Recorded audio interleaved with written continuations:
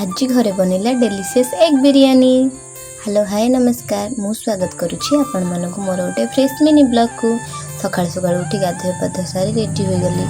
मो पुआ को ता बाबा ये पाठ पढ़ुन देखुना ता बाबा पाठ पढ़ला के खुशी पाठ पढ़ु। मो पाठ पढ़ला जम्मा भी पढ़नी एमती बालुंगा पिला। तापर मुझे खाଇବା बनवाई पलि आसली। खाइबार मोर आज छतु भजा होता। क्या पखाड़ छतु खाइबा भल लगे कहे सांग मैंने। जेहेतु आज संडे थिला, संडे नॉनभेज तो निहाती हम से आज घर बनूला एग बिरियानी। एग बिरियानी आलू निश्चय पकेबे, आलू पकेले ही टेस्टा बहुत भल आसे।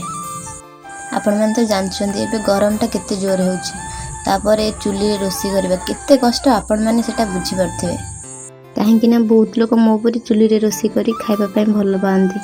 ठीक कहना सांग मैंने। बिरियानी को एमती लेयर बाय लेयर दबा, भात को दे मसला दबा, छाणी रखी थे पियाज धनिया पत्र सबको दे एमती रेडी करदे डेलीशियस एग बिरियानी। आपण मानक भल लगे ना?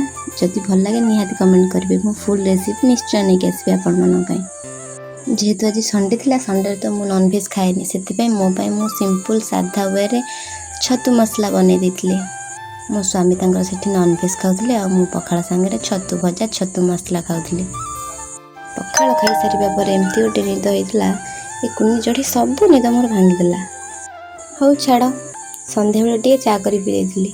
रहिली। जय जगन्नाथ।